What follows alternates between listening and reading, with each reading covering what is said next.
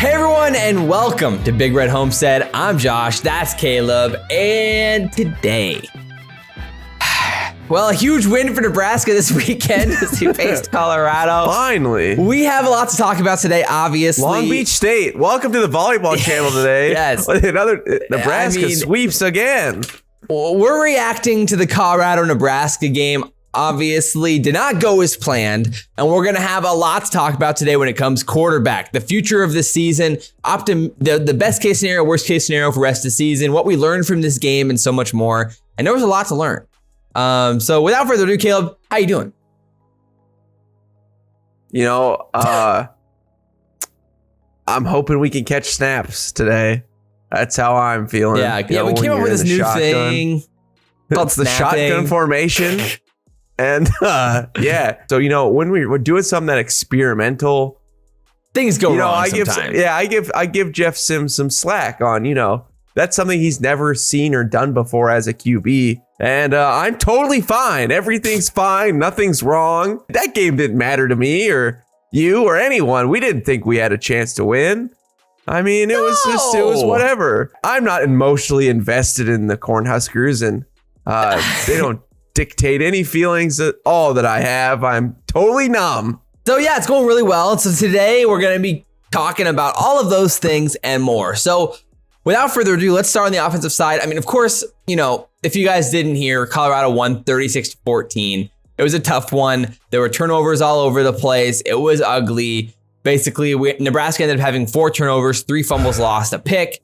And there was mayhem all over the field. I mean, Gus Johnson, one of the best announcers of all time, nearly swore on a live broadcast because of how impressive Jeff Sims' performance was. So just to add a little bit more pain. Holy Chicago. He loves Chicago. He fumbled the snap again. Yeah, I mean, just to add a little bit more pain to it all. Inconceivable. Nebraska's now on a 22-game losing streak versus ranked opponents. Last ranked win on the road was in 2011 against Penn State. We do, in fact, lead the country in 2 impressive statistics. We lead the country in sacks. So get hyped. I mean, that's actually, to be fair, that's actually pretty awesome throughout 2 weeks. I don't know if anyone in the world would have had Nebraska. We played Power 5 opponents against 2 legit good teams. Leading the nation in sacks after 2 weeks is actually insane. We'll talk more about that on the defensive side. But of course, we also lead the country in turnovers. The best of both worlds, sacks and turnovers. And with that said, let's start on the offensive side and talk about what needs to be talked about here. The headliner, and that is Jeff Sims. Where do we begin with Jeff? Thoughts on Jeff Sims? I mean, what the actual heck is going on? I mean, I have a lot of words to say, but they are 4 letters and inappropriate. In my analysis, I just don't understand at all what was happening. We've never mentioned the Nebraska curse. It's easier to wrap my head around the fact that we could be cursed than it is catching freaking snaps. Right. Twice in one. I mean, one's a coincidence, 2's aliens, or a curse. That's how it is. Simulation, 5, Yetis. You know, we're really in that point at this point. So Jeff Sims right now, obviously the talk will be whether or not he should be the starter moving forward. And the talk should be whether or not he should be the starter next week against a non-Power 5 team in Northern Illinois. Then you play Louisiana Tech, which that's definitely a factor, which we'll talk about here soon. But right now, obviously, when it comes to his performance, it's just such a weird situation with Jeff Sims. I talked about this even in the Minnesota game, where it was like, if you take away the atrocious, horrible, awful moments, there was a lot of good. And in this game as well, you have a huge touchdown run. You have some great throws across the middle. You have some great throws towards the sidelines on rollouts. You show a lot of promise. And then in literally inconceivable, unpredictable moments, his brain turns off.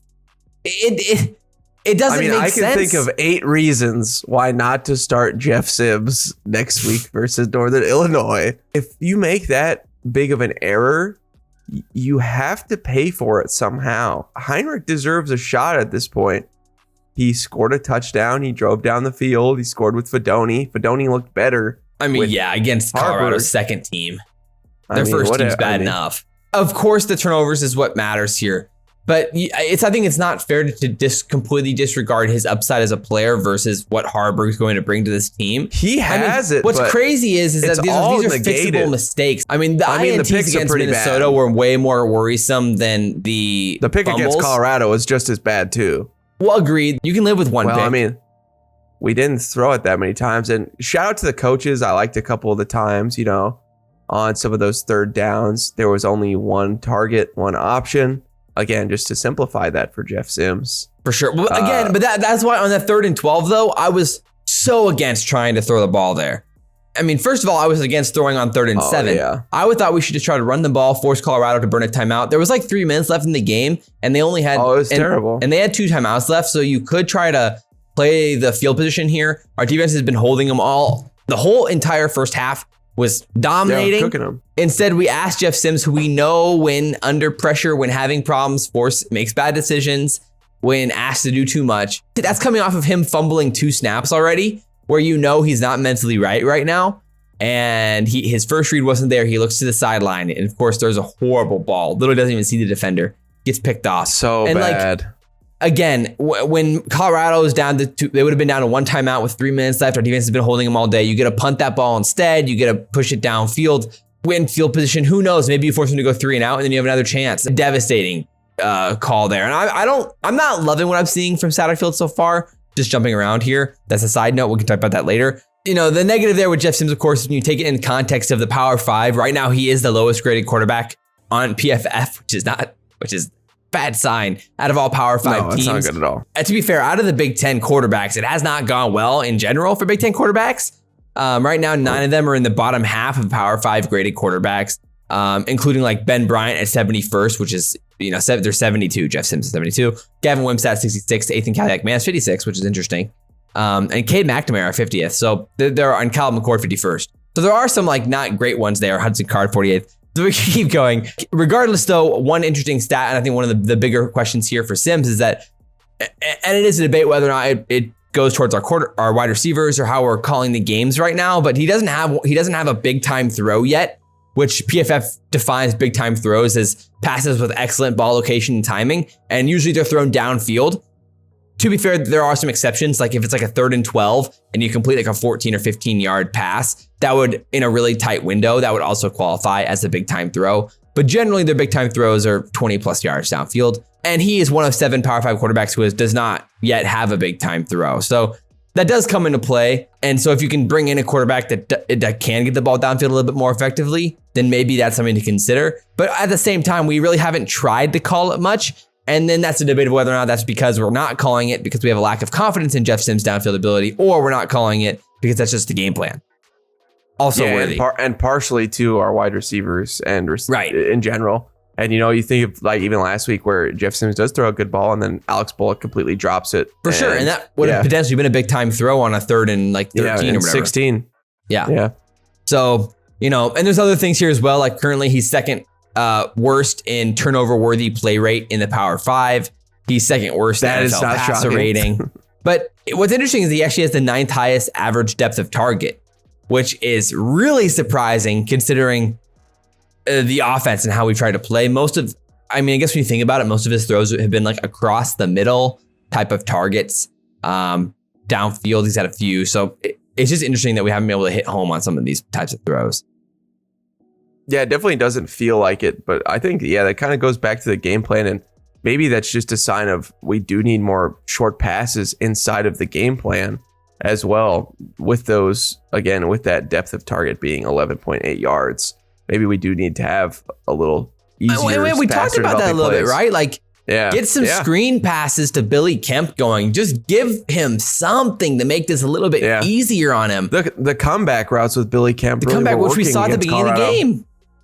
Yeah, and that got us one of our biggest plays. And it's like, keep doing that. I mean, especially when they were playing off as much as they were. Right, and this is what I'm saying with my distaste currently for Marcus Satterfield's offense. I like how we run the ball, but I really hate how we're throwing the ball. And that it goes directly to that. It goes directly to not setting up Jeff Sims for success and not making some of these easy throws, not getting the ball into playmakers' hands. Like, when Billy Kemp's only touching the ball in the first, or not touching the ball in the first game, like that just can't happen as a coordinator. You have to find your playmakers at least 1 or 2 chances, 3 or 4 chances, many chances as possible to touch the ball and make plays. And we saw that, like we said, with Billy Kemp on that first drive, getting the ball in his hands and ripping it downfield. I agree. But again, for me, it's Sims. He might have the higher upside, but we've also seen the more snaps of him. Is I kind of want to see Haarberg run the offense. He's had 15 snaps. He's only had 6 dropbacks, but again, he made that pass to Fedoni. And, you know, again, the depth of target was shorter on some of those passes, which is just really interesting too, where they were longer with Sims. Maybe that's just because they really closed down the playbook for him. And we saw him do good things again on the run as well. And he knows the offense. So he's athletic. Again, I think you need to see somebody else at this point. Not that I think Sims is gone forever, but Haarberg deserves a shot after all of those mistakes. And it's like, if not now, then when? Because I think it's better against a weaker opponent. Build both their confidence at this point. I'm fine with giving each of them a half, to be honest, if that's even the case. But I think we need to have more tape on Haarberg, because just with how bad he's been and the turnover rate he's had, we need to have some sort of an answer. And if we can't have anything, like, this is the best chance to get Haarberg some more live reps. I mean, I'm okay with seeing Haarberg, but you know, in my opinion, playing Haarberg is like waving the white flag on the season. I feel like if Sims doesn't change, it's the same thing. I mean, if we keep turning the ball over that much. Well, yeah, but so again, that's the thing is we need, to me, is like you need to play Sims.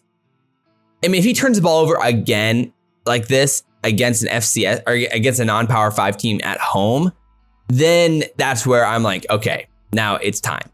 But on the road in 2 extremely difficult games, I don't want to give him the bye because those are unexcusable. I'll give him one more chance against a bad team at home to get in rhythm and see what his upside is as a player. Because it'd be different if Haarberg was like this future, the future of our team, like a 4-star quarterback that we really believe could be the future, but he's not. He's going to be a career backup quarterback at best.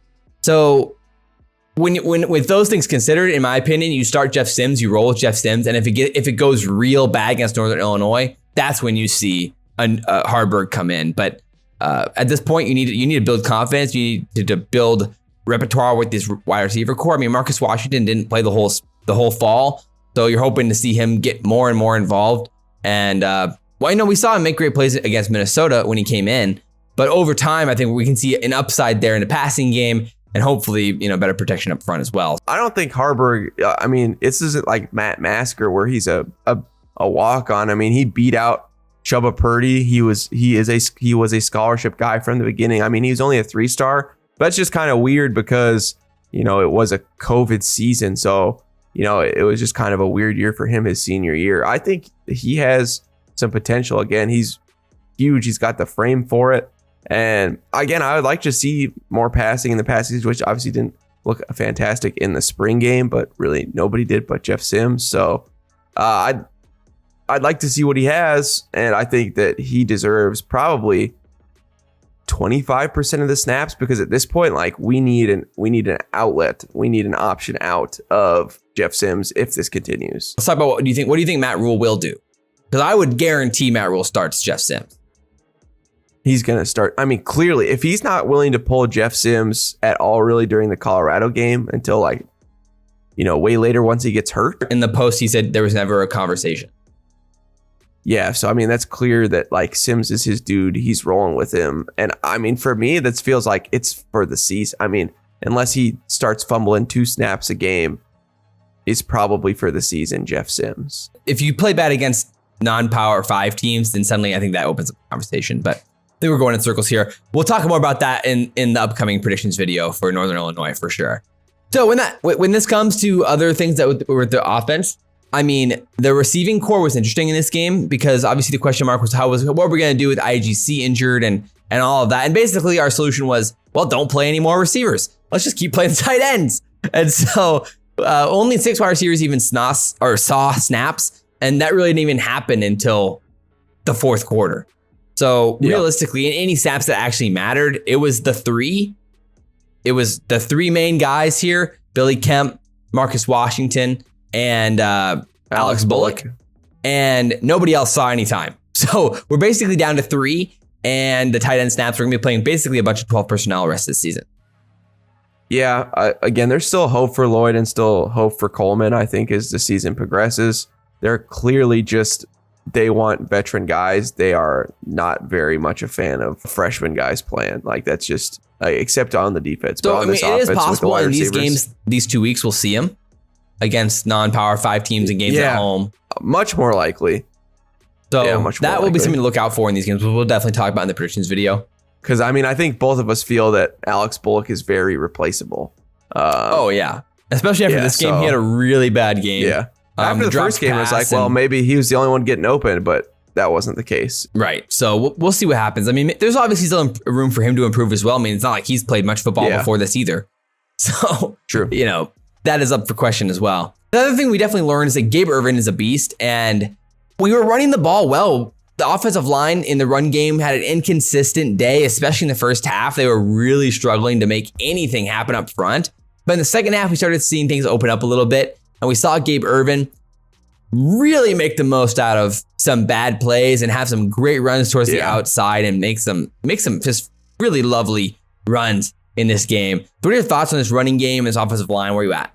Yeah, again, Gabe Ervin is really exciting, which is awesome for the team. Again, especially after we see the Anthony Grant fumble problem and just kind of Anthony Grant kind of fizzle out as the season went on.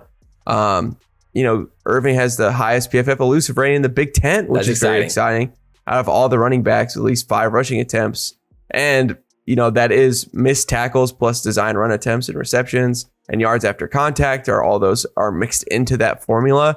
And again, we've seen the yards after contact, which is just really exciting to see him breaking tackles. And again, the most important thing about that stat, fantastic. I was going to say the most important thing about that stat is that it adjusts for offensive line play. So based on it's elusive rating based off of how well your offensive line blocked. Like if they rip open a hole and you do what you're supposed to do, sure, that's important. But this actually weights heavier where you make the most out of nothing, essentially. And that's why. Which we have to do because our O-line isn't as good at run block as we thought they'd be this year. At least so far. We're better as a pass block team. To be fair, lower sample size. Yes, that is true. Very much lower sample size.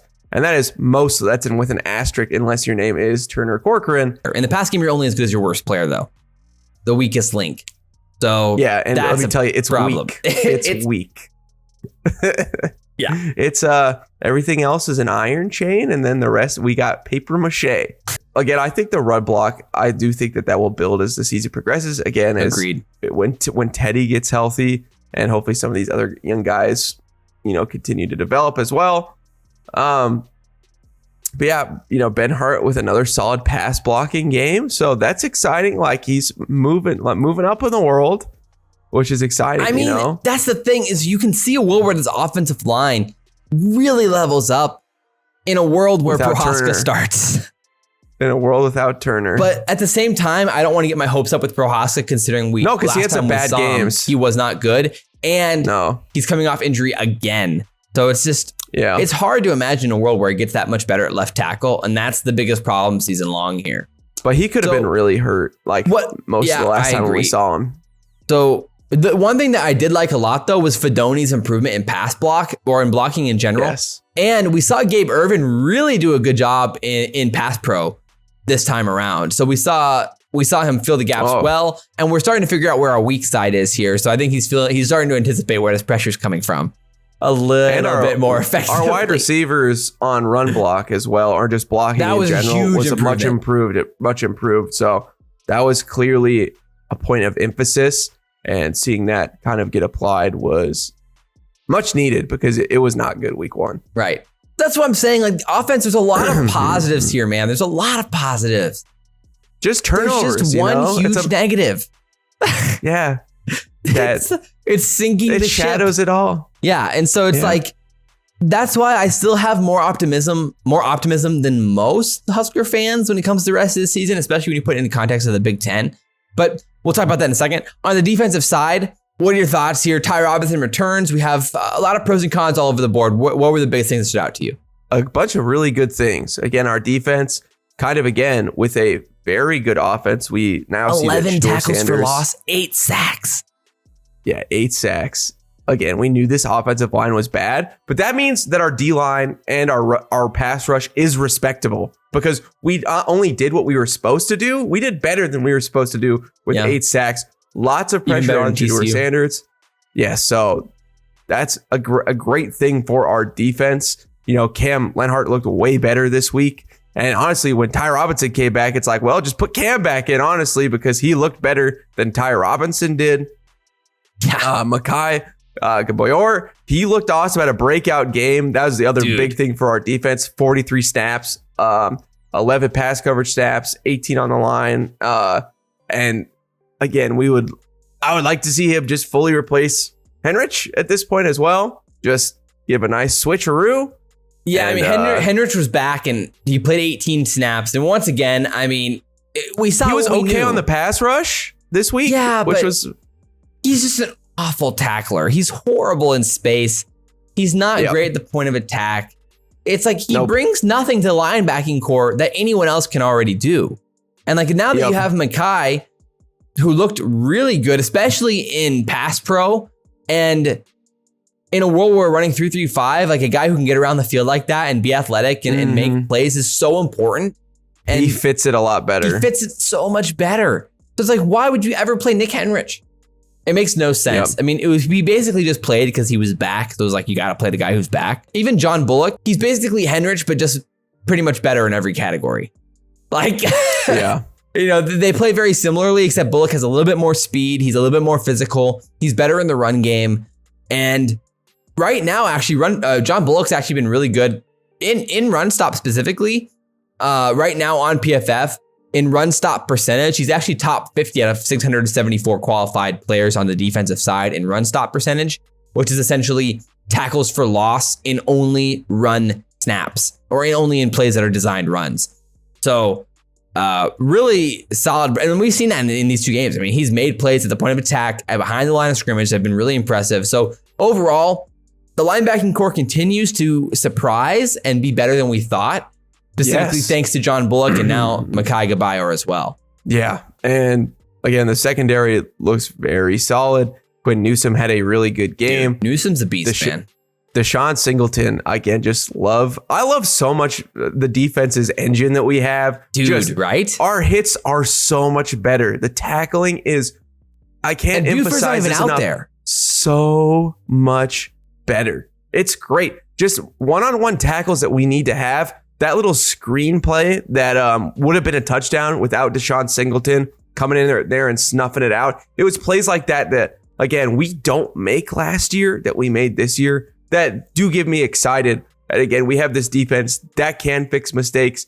Again, that is way more intuitive, that recognizes the issue again and then brings the issue. So many of our guys are willing to absolutely get big hits. Omar Brown had a couple this week that I'm just like, yeah, man, I'm loving it. Yeah, on runs, you know, he sees it, gets off his dude and just lays the wood. It's awesome. The defense, again, I think this will continue to improve and get better. Our team, they're going to keep our team in it and alive. I mean, right now, Evan Cooper is proving to be a hell of a hire. Yes. Yeah. I mean, this secondary looks awesome. And like we knew they were going to be a strength for us, considering you had Quentin Newsome and you had some guys there that were obviously talented. But like the rise of Omar Brown, the rise of Deshaun Singleton, like the rise of just in general of our pass defense in overall has been impressive. And the 3-3-5 is working basically how it's supposed to. There was just a few devastating plays in this game. And like Javin Wright played an overall pretty good game actually, but he had like one huge missed tackle. And then on 3rd and 10, when we had him on their side of the field, that just completely blown coverage up at the top of the top side of the field there on the outside in a mismatch on the edge. He completely just lost his guy, got burned for like 45, 50 yards on that play, and essentially was one of the biggest turning points in the entire game. It's tough. And there was a couple times, you know, Shedeur Sanders just made incredible throws and great plays. He was the real deal. Again, I loved exposing Travis Hunter in some ways, not having him look like just kind of mediocre, like an average player, was great. But Shedeur Sanders was legit. He's the real deal. Yeah, he is the real deal. He's going to be a top 10 draft pick this season. It feels like he got sacked 8 times, had pressure, and had tons of those. Again, those big time throws. I mean, he looks like Caleb Williams. Yeah, he's good. He's good. Yeah. So, and again, and even still, like, we held him to, only 2 touchdowns. So, 2 passing touchdowns. And obviously he was going to get yards because they're good, but man, we held him a lot, and they threw it so many times. That's also they threw it like 50 times. So you're going to get yards. I mean, again, we held Colorado to 1.8 yards per rush, 1.8 yards per rush, and only 9 yards per pass attempt, which is not bad at all. And it's like, we did it all right. The offense just fumbled the bag. In true and our defense fashion. Was on the field a lot. Yeah, it was.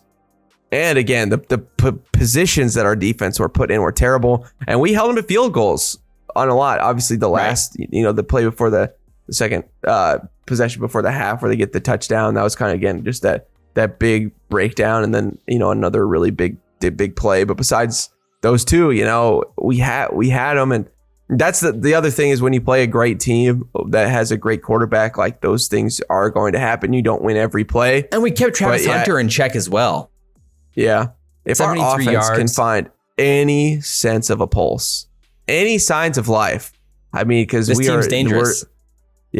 We are dead on the table right now. So now let's just focus the conversation season long. I mean, there's opportunity here still. Yes.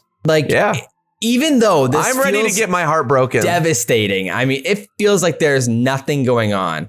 At the same time, the Big Ten West right now is up to taking. I mean, no one looks great by any means. No. And when you look at the rest of our schedule, I mean, Mel Tucker just got fired. Michigan State, who knows what's going to happen in that situation? Yeah, that's a sad situation, just man. Crazy. Yeah. Wisconsin doesn't look like this powerhouse we thought maybe they could be. Iowa. Right now, this Iowa's doing Northwestern Iowa looks terrible. Purdue looks terrible. Illinois looks like they are okay at best. I mean, they kind of hung with Kansas, so it's like year. And you have Maryland. Yes, basically you have to win. We're going to be favored in 4 games probably moving forward. Northwestern for sure, and then the 2 non-cons, and then probably Purdue. Purdue's going to be close. There's 4. Purdue will be close. Illinois is going to be close. Yeah. And then you have to win one of Maryland or Michigan State. That's possible. It doesn't feel likely. I wouldn't bet on it by any means, but it's possible. At the end of the day, it comes down to offensive improvement. This defense is going to keep us in games and give us a boxer's chance at any point because they're going to be close games. And I think they're going to get better as we keep moving along too, which is exciting. And I think our offense can do the same in some specific areas. When QB is the area that you need to be fixing on offense, when the QB's just brain is the problem. It's not good. No. It doesn't work out. We see, Matt Rhule learned in Carolina what happens there. And I'm also maintaining positivity for the rest of Matt Rhule's career here. I mean, Husker fans were down in the dumps because you're playing against a first-year head coach in Deion Sanders, and then Deion's taking this team into the top 10 type of team suddenly, or whatever. Kind of. They're still going to get exposed. They're going to lose. They're not a national Oregon or USC contender. Or someone's going to expose them here soon. But at the same time, it helps when you have a Heisman quarterback. Like, imagine if Matt Rhule walked in with his Heisman son.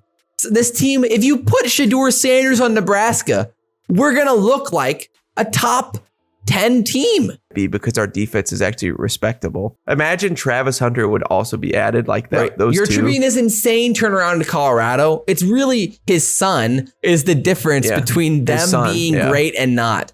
And it's like, when we have a player that good on Colorado, he can make up for so many problems on the offense. I mean, that takes away nothing from Colorado because Shedeur Sanders is the real deal. They're going to win a lot of games this year.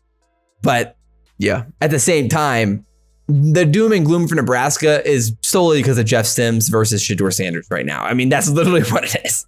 So in that, there's a lot of positives on the defensive side. We have so many players to be excited about. Evan Cooper and just in general, how we've hired this defensive side. It's looked great. And there's a lot to like on the offense as well.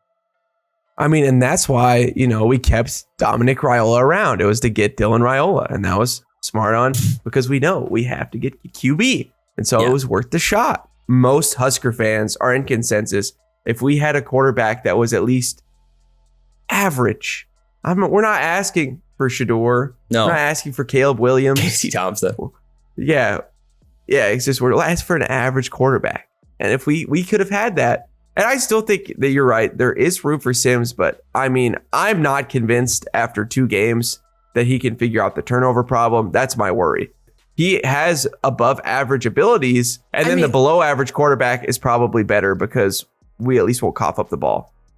Right. Again, I don't want to spin the wheel too much farther on Jeff Sims, but at the same time, last year, he still only had 3 INTs last season at Georgia Tech. He only played in 7 games, but still, it wasn't terrible by any means. And he had a lot of really good games last year. So it's I still think we've seen the worst of Jeff Sims, but if he does it again, then you have to change. Yeah. There it is, boys and girls, the Colorado reaction. Hopefully you guys enjoyed it, and I'm sure you had plenty of reactions yourself. So drop your comments down below, and check out the Patreon and the Discord and links below. The Discord's free to join. Yes. We got a community going there, reacting live reacting to the games when they all go down. So it's a fun time. Come hang out with us there, and we appreciate you guys as always. But as always, I'm Josh. That's Caleb. This has been Big Red Homestead, and guys, we'll see you next time. Go Big Red, baby.